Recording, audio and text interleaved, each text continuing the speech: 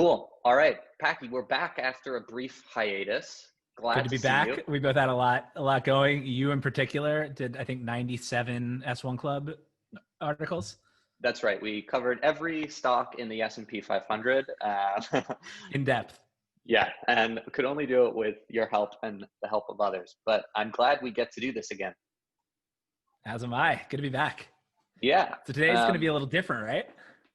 Yeah, we decided to mix it up. I think this is going to be fun. We basically put a tweet out and asked if people wanted to ask us some questions, and feels like we got some good responses. Yeah. I'm excited to dive in. So it seems like the questions are they break down in a few different areas. One, it's around kind of the things that we write. And then two, it's really around like kind of how we write and how we think about the process and like what people should actually do with it. Cause we can sit here and write and have people read it, till the cows come home, but like, what's the value there? I think that's maybe an interesting place to start. So that question was, how can readers best act on and utilize what they're learning from your writing? Do you want to kick us off there? I'm also happy to if Yes. you don't have an answer. Yes, I can. I'll give it a shot. And I would also love to hear this from you, so I'll include it in my answer, which is sort of how you maybe started, or maybe do we have that later? No, I think we can get into it, like how we started and maybe how we sort of like started to develop a niche as part of that. But um, you know, I started out working on this August of last year, and bit by bit, sort of it turned from what was essentially like a different version of a Medium blog that I thought I'd very occasionally post things on into more and more of a product. Um, and so over time, I think the things that I hope people get from it and can leverage has changed a little bit. I think at first it was really about like saving people time. And it was like, cool, bit of a link roundup of things I found cool this week. And I think that's where like everyone sort of starts or So often where I starts. started. Yep. Yeah, because you realize, you think, okay, there are other people that do this. There's clearly a demand. Like, I could put my little spin on it and people will like it. And actually, like, some people do. But you eventually sort of realize that value over replacement is zero or very, very tiny. Yep. And that the people who really like you are coming for that like tiny little twist that you're putting on it. And so if you like focus there, that's where you could really get value out of it and where you can deliver some unique value. And so that's a very long way of saying today, what I hope people get out of it is fundamentally multidisciplinary thinking, and the value of applying models from history and psychology and economics to the world of today, which to me is very much defined by tech. And so basically giving you the mental calisthenics and models to start to think in an original way. So that's the hope. Very nebulous in that respect. No, I love that. I mean, I don't think my answer on kind of any front is going to be too different. So I started writing last April. So I've been doing this almost a year and a half now. But for the first year, it was mostly a links roundup with the occasional essay. When I decided to start going deep, it started kind of a little bit more theoretical, applied to some actual examples, and then kind of has evolved to go the opposite way. So there's really kind of two things that I do now, which are, one, on Mondays, I typically do a company deep dive and like really try to include some strategic frameworks and some other kind of just ways of thinking about things in those essays. And then on Thursday, it's a little bit wild card, but normally focused on much earlier stage companies. And so I think like there's something interesting about doing almost like on Monday, it's a bit of a retrospective and like, here are these big companies, like here's why they're really doing amazing things. And then on Thursday, it's like, here's why I think those same reasons that this company is already doing amazing things is a reason this company might do amazing things. And in terms of what people get out of it, I think it's a little bit similar. One, maybe it's just thinking more deeply about a company that you haven't thought about before. Two, it's figuring out, I think a lot of business writing, and I really tried to avoid business strategy writing for a while because so many people do it well. But I think what it misses in a lot of cases is that it feels very kind of dense and unapproachable. So I try to make it a little bit more fun and use memes and whatever, so that people can actually like think like, oh, if this idiot can figure out like how these businesses work, then I also can figure out how these businesses work. So I'd say that's kind of a big one, is like really just learning how to think critically about things. And then there's this idea, I think, in everything that I write, that like there's all these companies that feel like they're already super valuable and overvalued and whatever. And I think people still deeply underestimate the impact that tech is going to have and how big the opportunities are for these companies. So certainly like my natural inclination is to be an optimist, but I think just like this sense of optimism, I'm probably too optimistic in a lot of companies, and in a bear market, I'm going to look like an idiot. But for now, I mean, like, I really do think that there's just like massive upside for these companies. And so people need to understand them better probably than they do as businesses. That's super interesting. Do you mind if I follow up on one quick piece? Let's do it. How do you select the companies that you do deep dives on? Like, is there any sort of process to that, or just like, damn, this is interesting? Yeah, it's more, damn, this is interesting. So I have a list of things that I might want to write about at some point, and then inevitably that goes out the window. And on like today, we're recording this on a Wednesday early afternoon, and I have no idea what I'm writing about for Monday yet. And so like it's, you know, spending too much time on the internet, too much time on Twitter, and like really figuring out kind of like what the story is, and if there's a different way to write about something that's kind of in the news, or a company that people might have heard a little bit about but don't really deeply understand. So this week was Open Door, for example, because they went public via a SPAC with Chamath. So hopefully somebody does something interesting in the next couple of hours so I can start writing for Monday. That's super interesting. Do you usually have Thursday locked and loaded before the day before? Is certainly more collaborative typically. So Thursday I do a few different things. I do investment memos where the Not Boring Syndicate can actually invest in early stage companies, and I'll write up a memo, which I think is a lot of fun in all sorts of ways. One, to be able to invest together, I think is really cool in an asset class that again seems like kind of unapproachable from the outside, but it's just a bunch of small businesses, and there's an easy way now through AngelList to be able to invest. It's guest posts. Now I'm doing sponsored posts, which is interesting, and I'm kind of playing with kind of like how the audience feels about doing sponsored posts. But there's so many companies that I'm naturally interested in that like I would write about anyway, that are also willing to pay for that I'm going to play with it. And I'm going to be as honest as possible about when I'm being paid, and like kind of the bear case on the company as well. I'd tell everybody like, you know, I'm going to say things that are also negative about you. Like this has to be genuine. But that's a really long way of saying, because there's other people involved in those are coordinated ahead of time. Cool. Interesting. I feel like that we sort of half segued into a question about writing process. And I remember a few weeks ago on Twitter, I think you had like a hilarious diagram of your process. How does it like typically work in the nitty gritty? I mean, it sounds like probably a fair amount is just like suffering. It's a lot of suffering, and I love it. So it's not even necessarily like personal suffering, although there is a little bit of like mental anguish. Like right now I'm panicked that each week I think that on Monday people are going to realize that I don't know what I'm doing, and that like I couldn't figure out what to write this week, and that pressure gets added when I now have sponsors and all that kind of stuff. But the process ends up being pretty much the same every week, which is I figure out kind of on Tuesday or Wednesday, or worst case Thursday, what the topic's going to be. And then I just dive as deep as I possibly can. So I'll come at things with like, typically, you know, the set of frameworks that I have locked and loaded. Those are like kind of the ways that I like to look at businesses. And then I'll just read as many good articles, listen to podcasts. I think like Acquired FM is always a great starting point for kind of history of the company and those types of deep dives. And then, you know, founder interviews and CEO interviews, like just immerse myself in that world as much as possible and kind of figure out what the unique story is.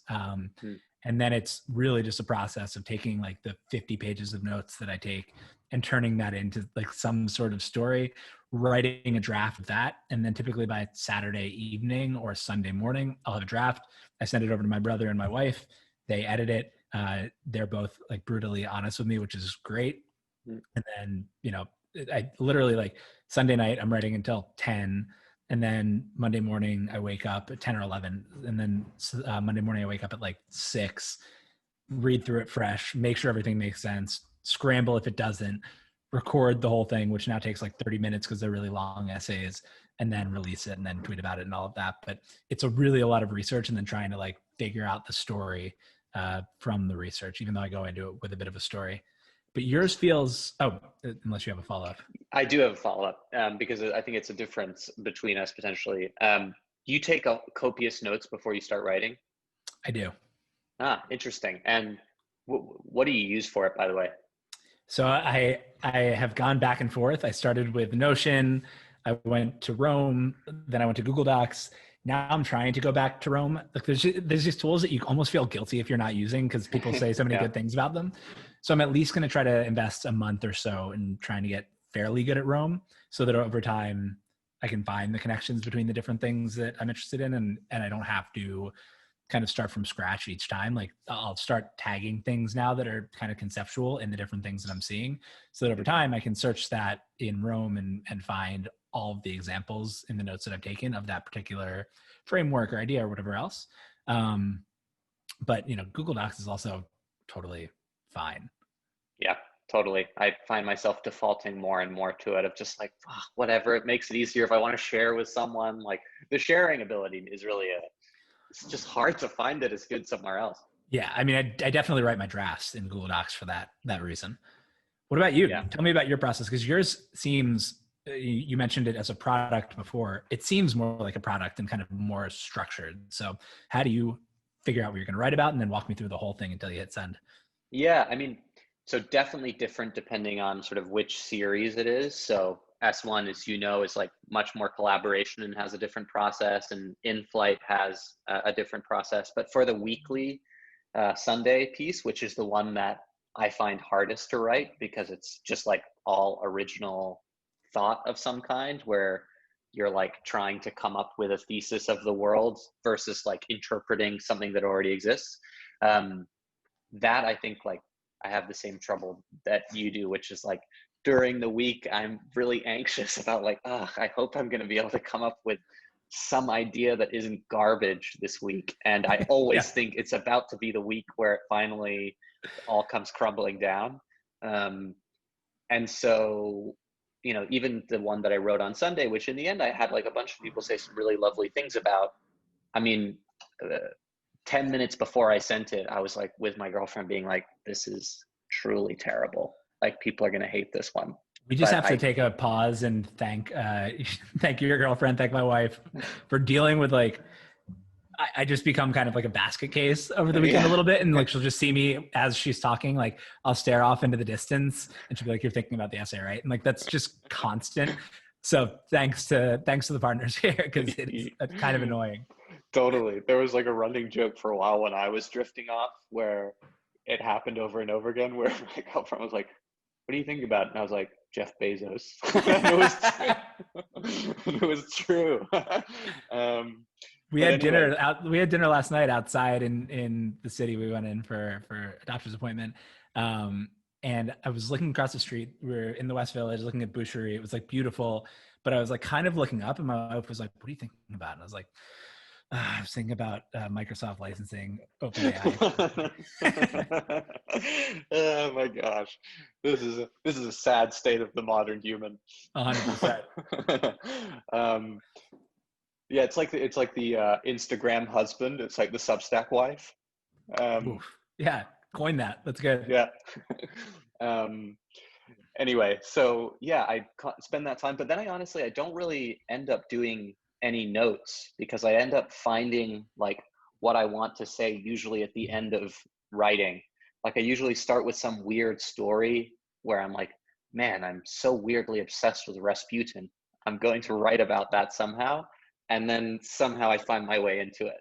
Wow. Okay. I was going to ask you how, because you weave so many different kind of sources into what you write.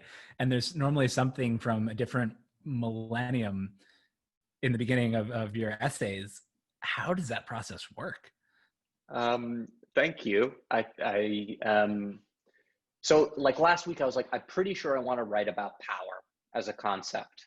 I was like, what do I think about this? And then I saw VC Guide and I was like, that's an interesting instantiation of like founder power that feels sort of underexpressed because it's a reaction to VC power, but actually ends up showing the reverse in my opinion.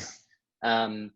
And then I started reading theories about power. And so I like went down a rabbit hole of like looking up a bunch of different academic theories, which is usually where I like to start because I usually think there's a framework that you can apply to the modern world where you're like, oh, this theory from the 60s ends up being very valuable. Yeah. Um, and then Rasputin, because I don't know, I'm just a weirdo and was just straight up thinking about Rasputin a lot.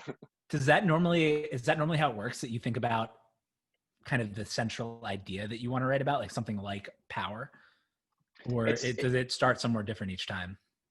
starts a little bit differently each time. I think I'm like maybe doing that a little bit more recently. Like I had, similar thing with scarcity. Mm-hmm. And then also like a previous one where it was like the question of like, what is an office? And just sort of thinking through that was sort of fun. But I'm honestly not sure what I'm going to do this week. I'm vaguely thinking about the idea of um, like is everyone about to become a bank in the influencer space? Like, do you remember the Kardashian card? No. There was a there was a Kardashian card that was a blatant ripoff and didn't work at all. It was like in 2010. But like with embedded finance now, I'm like, maybe we're gonna just like see that start to get, like tucked into these different things. So that's where I'm at It's right now with it.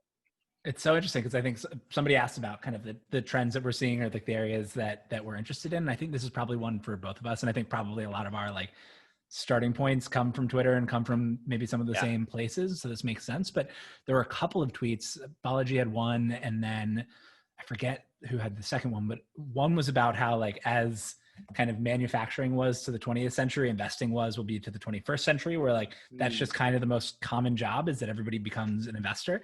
Huh. So I thought that was really, really fascinating. And then there was one about how during coronavirus, more people, and not just kind of like rich white males, have started investing. And so like what that means to the Mm. landscape. But I think there's something so fascinating with, as more and more things that you normally have to spend all of your time doing, and like resources that you'd have to spend all of your time acquiring, become easier to acquire. And I guess during coronavirus, a little bit, there's something around the fact that like you just need fewer things. So like Mm-hmm. you almost go up a meta layer like each time. Like you go from the farm where you're like pulling the thing out of the ground or mining the thing out of the ground in other Yeah. cases, to the factory where you're going up one level and figuring out what you do with that thing. And now like everybody kind of becomes a capital allocator.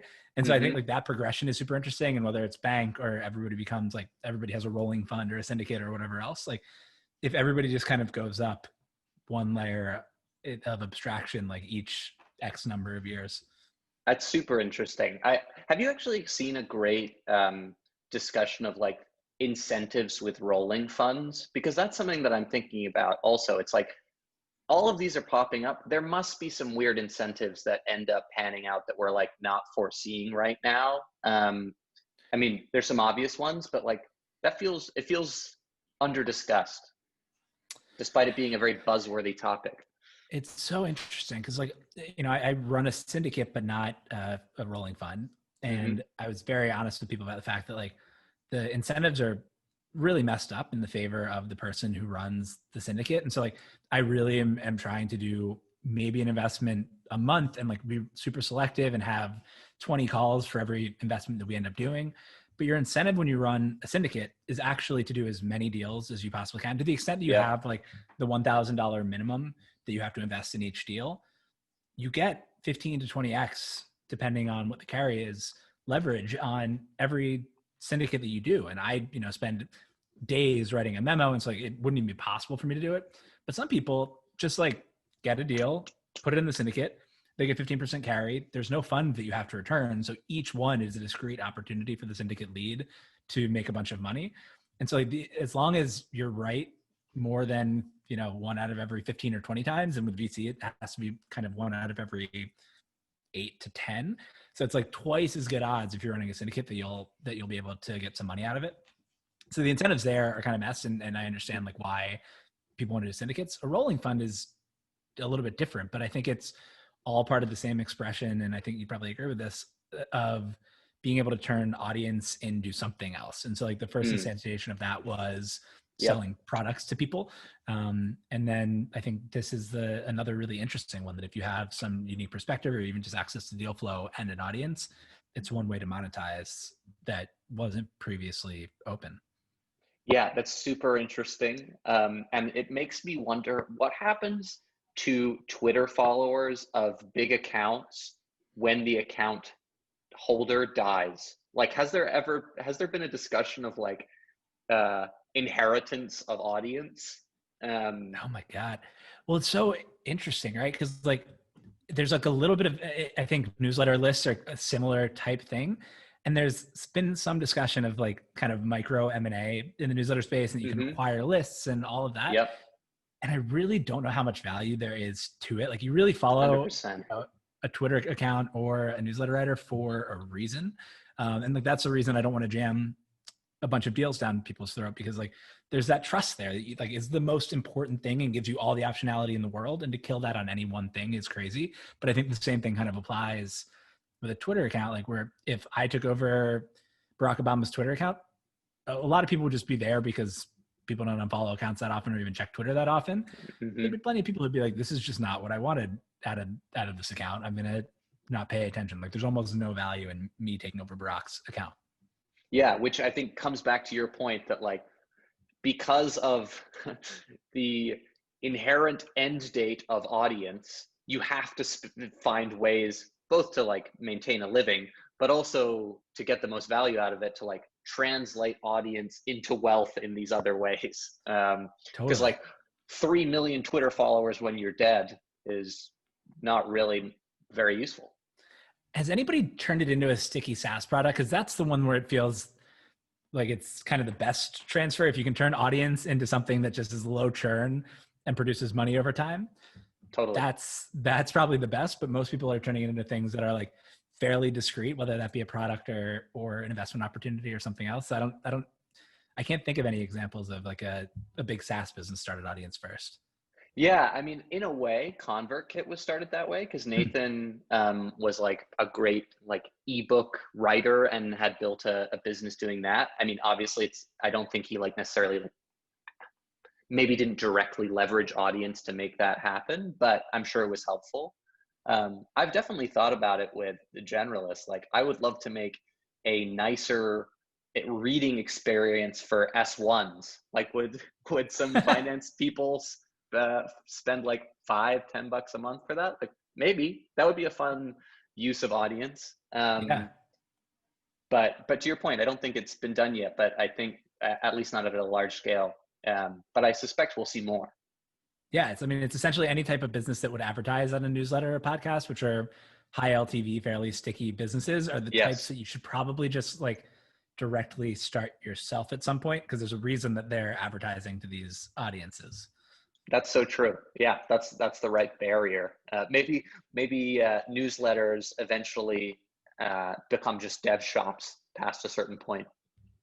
I mean, I'm very good at thinking about like big ideas, and then like I need to get kicked in the butt to do to do the actual execution on it. But certainly like that's a lot of what I think about with Not Boring. It's just like as it gets bigger, as it starts making money, like can I just bring in people and have them kind of experiment on different things, like different, whether that be software products or investment products or you name it.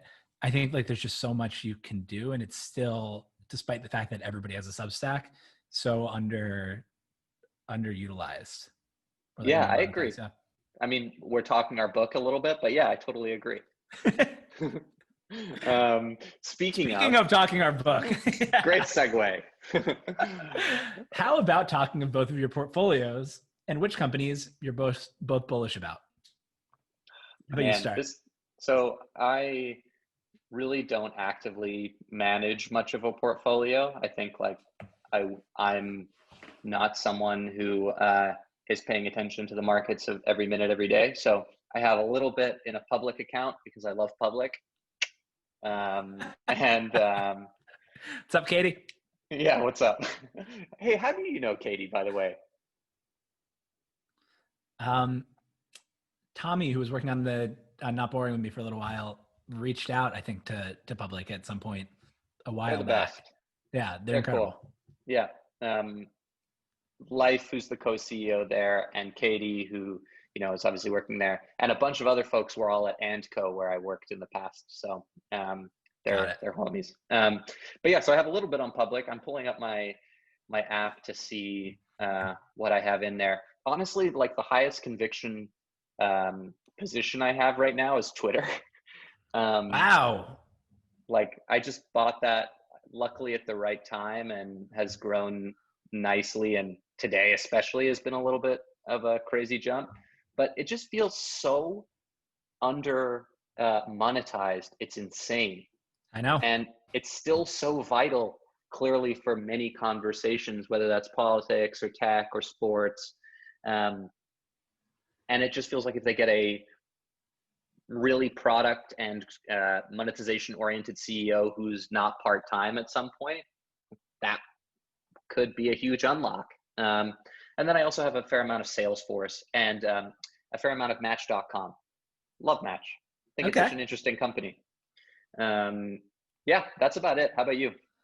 I'm also in Twitter, although it's a very small position for many of the same reasons. I wrote a piece on how undermonetized Twitter is. And I think like really in terms of companies that just like kind of, there's this idea of the Bill Gates line where like, you know, you're a platform if you give away more value than you take. And like Twitter is so far above or below, depending on how you look at it, the Bill Gates line. And like, it's the number one product that I'd pay kind of infinite amounts of money to stay on Twitter if someone's going to take it away from me. And yet they capture like that much of that value. So yeah, Twitter has to be monetized, but I think that's a good buy. I'm going to die on this hill. I love Slack. It's a longer term play, but in terms of just like stickiness of product, again, once you have Slack in your organization, you're going to stick on Slack. And I think they'll be able to do some interesting things. Have not been super impressed with how they've handled COVID. I think like actually they might be hurt by COVID, and that companies who weren't going to think about a group chat tool just thought about Teams because they needed to do something. And so a lot of people that they would have had a chance to sell into, they don't, because they're just using Teams and they're on it, and that's fine. Yeah. I still love it, and I still think it's undervalued. So I'm going to hold on to Slack, but it's slightly less strong conviction than it was before. I love Snap as a potential AR play, and just the fact that I think they're becoming more and more like a Chinese super app than anybody else in the US. And so I think like the beauty in Snap will not necessarily be in the Snap app, but in the fact that like they just have their tentacles kind of in a lot of things, and they build for themselves and then just open it up for other developers to put in their product. And I think like as Gen Z gets older and has more money and blah, blah, blah, all the apps built with kind of Snap's guts are going to take off. So love Snap. Tencent, I'm starting to build up a position in because it is a Chinese super app company, and they just have an absolutely unbelievable investment portfolio. SoftBank is a company I changed my mind on, but when I wrote about them, like they also have a pretty unbelievable portfolio, and there's just such a massive discount because people think Mas is a crazy person. So I think that one's interesting. I don't know. There's a bunch. It's way too heavily tech, so I'm going to start doing a little bit more like I'm working with Fundrise on a piece for this upcoming week. I want to start doing a little bit of real estate. I want to like go into different kinds of asset classes to balance out my very heavy tech focus. I love that. Yeah, that sounds very sensible. And we must absolutely preface that this is not, or not preface, I suppose, appendix. Yes. That this is absolutely not investment advice. I am talking about positions of like $50. And regardless, you know, everyone should. Neither one of us is neither one of us is an advisor. I mean, like that's another interesting thing about writing about these companies is that like this is my thoughts on a company whenever I write and whenever I'm talking about it now. And anybody would be an idiot to follow me just blindly by reading only what I've written. Like you have to do your own research here. 100%. And it's like, it's more important for what we're spending time on to be interesting than to be right, in my opinion.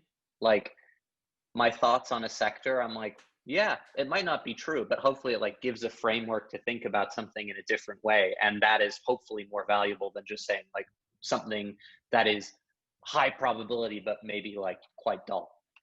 I think that's one of the unlocks that I found when I said before that like, you know, I wanted to write about things that other people were writing about. I'm less worried about being wrong than I think other people are. And so, you know, the last two things I've written, I've called back to old essays that I've written where I've got certain things totally wrong. And I think that's 100% fine. And it's more about the way that you think about it than anything else. Yeah, that's why I feel like it's harsh that when people like rip Scott Galloway, where they're like, "Look at Scott Galloway's anti-portfolio." I'm like, We're gonna disagree strongly. I'm optimistic and wrong and nice and wrong. If you're gonna like tear companies apart, you better be right. So like, like the best short only hedge funds have like deep forensic accounting practices and like spies essentially on their teams. And like you need like real conviction, I think, to totally rip a company apart. Whereas I think like his audience responds well to him ripping people apart. And so like, there's certain calls like, Macy's is going to be bigger than Amazon or whatever that are just wrong. And he wasn't particularly dickish on, but there are other calls where like, he's just doing his shtick. And like, there are real people who work at these companies. So like, I'm certainly biased, optimistic, and like not being an asshole. But if you're an asshole and wrong, I'm more than happy if people rip on you. Oh, I think it's a public service to be an asshole in some of these circumstances. You need to have someone who's like the fox in the hen house or the skeptic, right?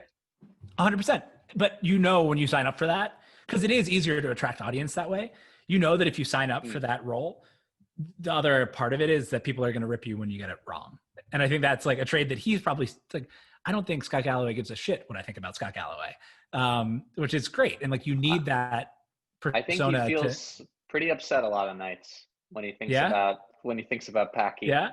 No, but I couldn't do that. I could not be the public villain. I don't think he cares. And I think that's great. And it's a great way to build an audience. And he's been more successful than I'll likely ever be. But, the other side of that coin is that people are definitely going to rip you. Fair enough. Okay. So I think the argument is that if you go in for the sassy chat about tech, then you can expect some sass coming back your way. Yeah, it's the golden rule. Yeah. All right. Fair enough. Um, you sort of talked about this a little bit. What's a product or industry that you've changed your mind about recently, and why? You mentioned SoftBank, but maybe something else is more sort of product focused. Again, I probably get just like more bullish on things as I research them. Like I really try to start looking at things like kind of bearishly, but iBuying was one that I got into this week. So that's companies like Open Door and then Zillow Offers that buy houses. And I went into it kind of thinking like interesting business, low margin, like, I don't know. I think you can't really buy homes with technology and like there's just a lot of local knowledge. Came out of it thinking that actually like, you know, iBuying or just bringing real estate online in a meaningful way. And I come from, a real estate tech company previously, but I think that you have to, let me restart that answer a little bit. The idea, I've gotten really sour on the idea of spending a ton of money up front to figure something out. And I think companies that didn't need to spend a lot of money in the beginning got a lot of money, spent a lot of money. And so it just made me kind of bearish on like the whole spend a lot of money up front, lose a lot of money, and then maybe one day it'll work out. Yeah. Looking into iBuying and Open Door this week made me more bullish that in the right context, you really need to kind of go full stack from the beginning and spend what it takes to accumulate advantages. And so maybe more nuance on that, on just the idea of raising a bunch of money and deploying a bunch of money. I'm more gray on than I was black and white a couple of weeks ago.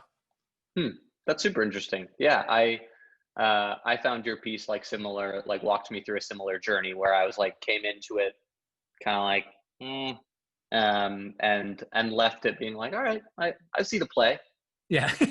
Yeah, who knows how this stuff is going to turn out either. I feel like it does feel crazy that the process sucks so bad that like it's almost like Twitter in that sense where we love the product so much that there has to be a way to monetize. Yeah. And similarly here, the current process is so bad that there has to be a way for someone to figure out how to monetize it. Yep, I totally buy that. For me, I think the two things that I've like not changed my mind entirely, but perhaps evolved my thinking a little is Palantir and venture capital. Palantir, I really went into it with what I would say is like an axe to grind almost. And I had to pull myself out of it while I was writing the S1 Club because I was like, I don't want this to just be a screed about Peter Thiel. But what I ended up feeling was that it's an ethically complicated company, and I probably am not ready to say yet whether I think like it is fundamentally immoral to provide software to the government when the government is run by someone who you don't agree with. Yep. Like, I'm not sure. Like, there are extenuating, like on principle, I would say no, but then you're like, well, there are obviously extenuating circumstances depending on who's in power.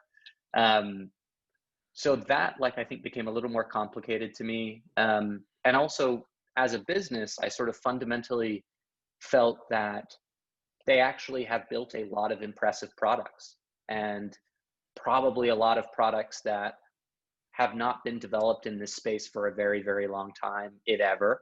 And so, yeah, I left more of a buyer than a seller, and I'm not actually going to buy just because I do feel sort of ethically conflicted, but Yeah. hypothetically. What does it say about Peter Thiel that both of the companies that we changed our mind on were, I mean, Open Door not directly, but we're both Peter Thiel companies? Yeah, there you go. The veneer of Thiel is pretty unpalatable to most, I think, at this point. But under the hood, you have to reflect. You have to respect some of the thinking, I suspect. I mean, maybe he's an Uber Scott Galloway, right? Where like he's just happy to take the arrows, and his ideas people are not going to understand for a long time. I'm not saying that's the way that I actually think. I need to think more deeply about it, but that he's willing to be the villain for a very long time to potentially make the world better. Oh, absolutely. I mean, it's also the premise of every supervillain ever, right? The supervillain always wants to make the world better. They're always like, wouldn't the world be unbelievable if we got rid of half of the population? But anyway, so, and then VC, honestly, this, it feels like the market is extra crazy at the moment. And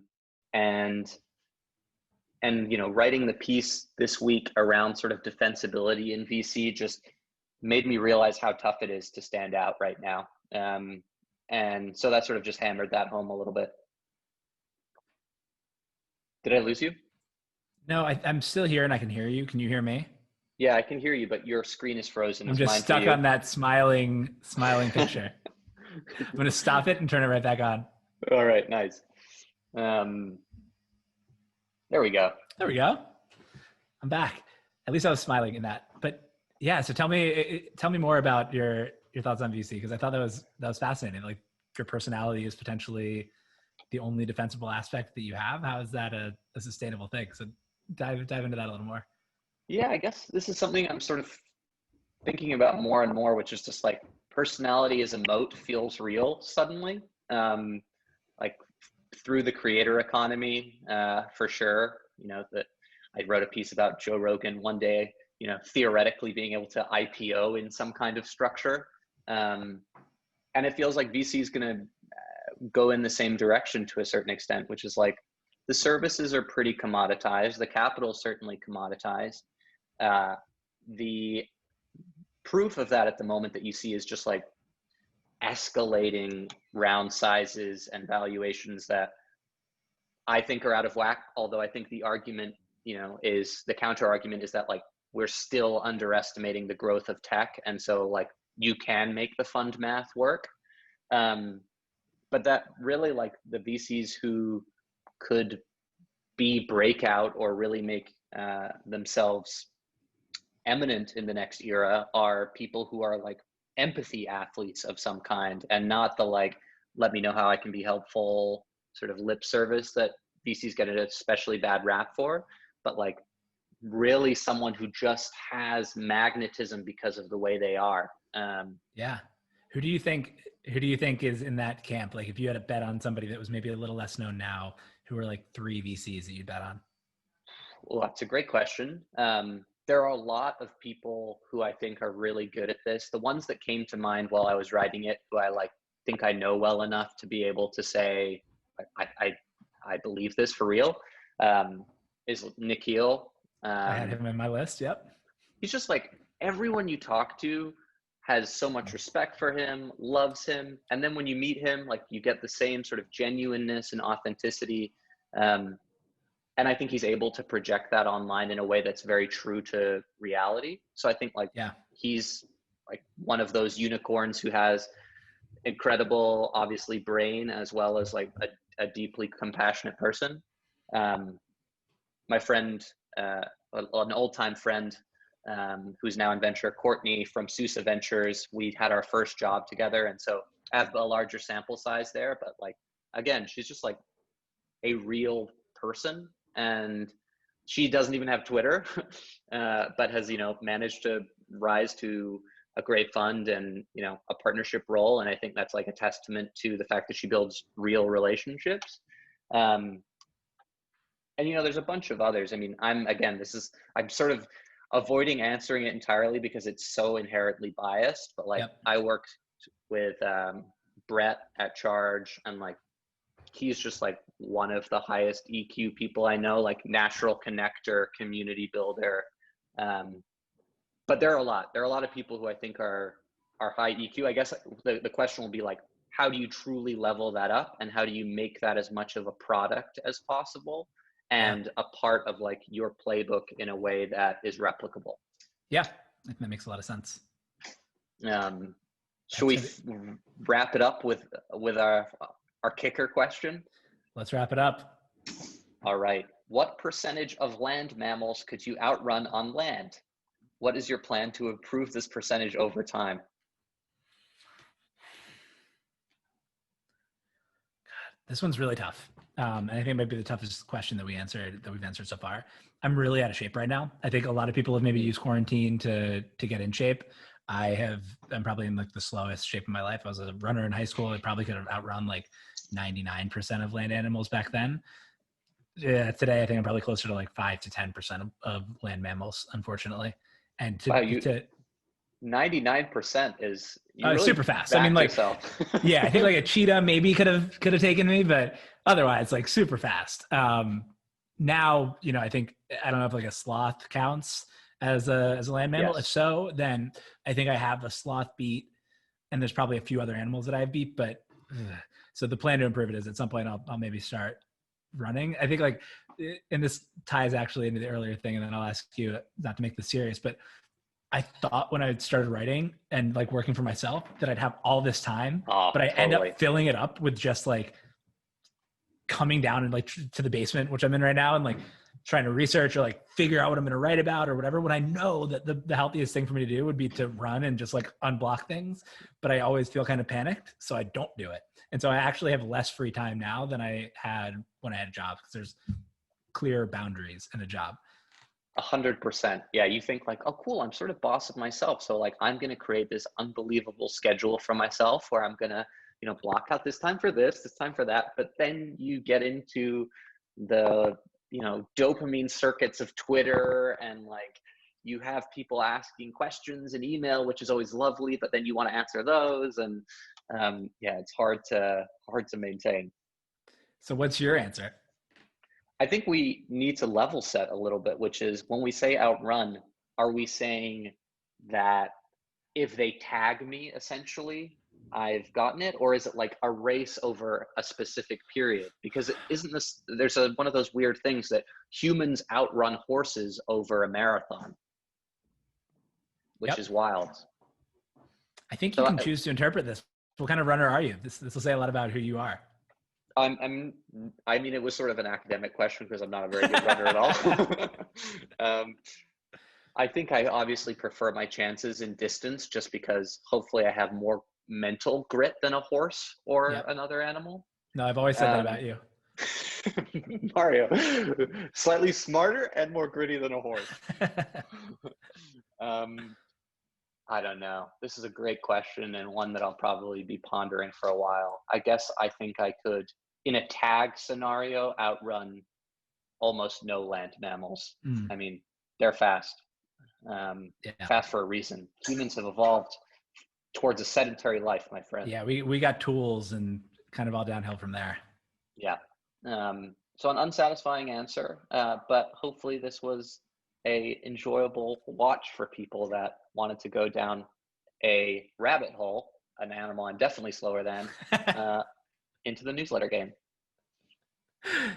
Thanks for watching, everybody. Good talking to you, Mario. Good chatting, man. Bye. Bye.